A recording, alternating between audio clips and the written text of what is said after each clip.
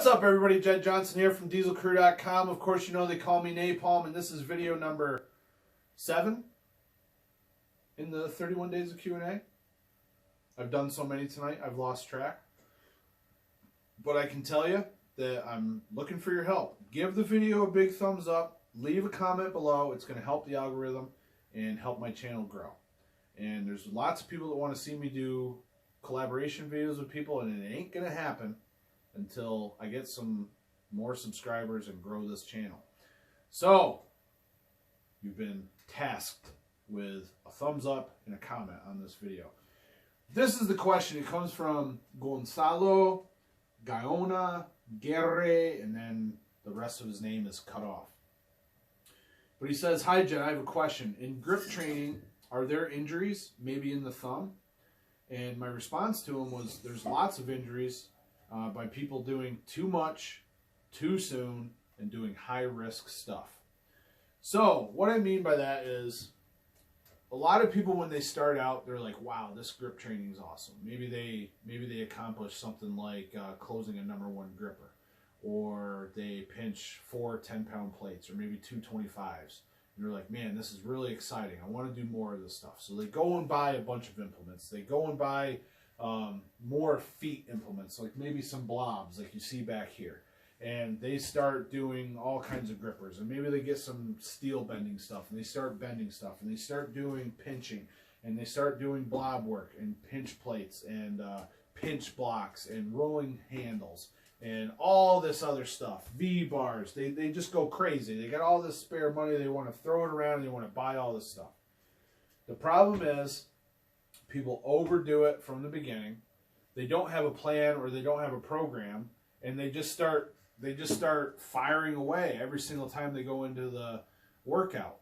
I know that this happens. That's exactly what I did when I first started, and I overdid it.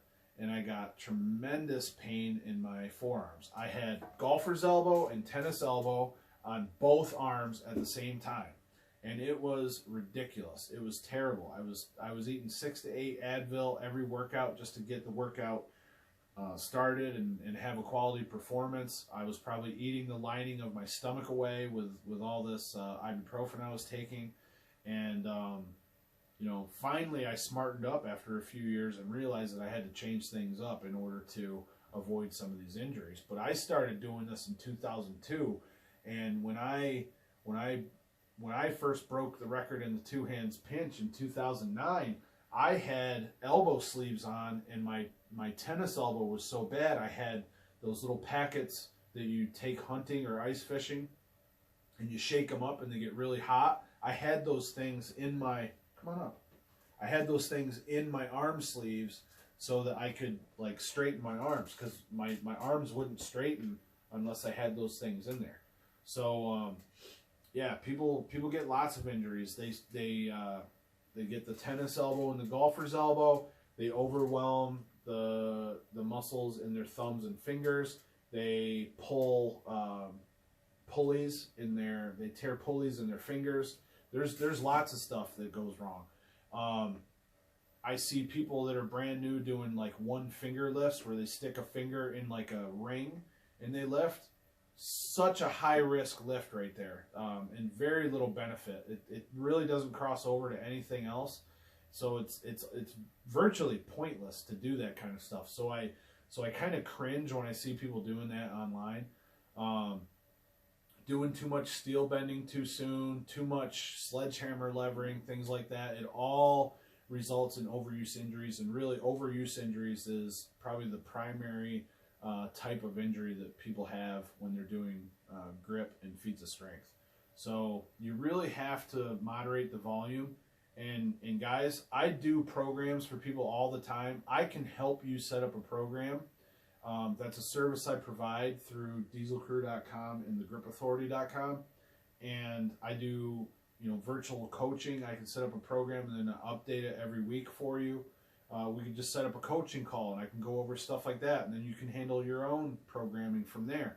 But I'll help you with the basic and fundamental information that you need to know in order to train properly and avoid injuries, so that you can continue to progress for months and years at a time and not have to worry about these setbacks that take place from injuries. So if that's something that interests you, go ahead and contact me. You can leave a comment below and I'll reach out to you. Excuse me.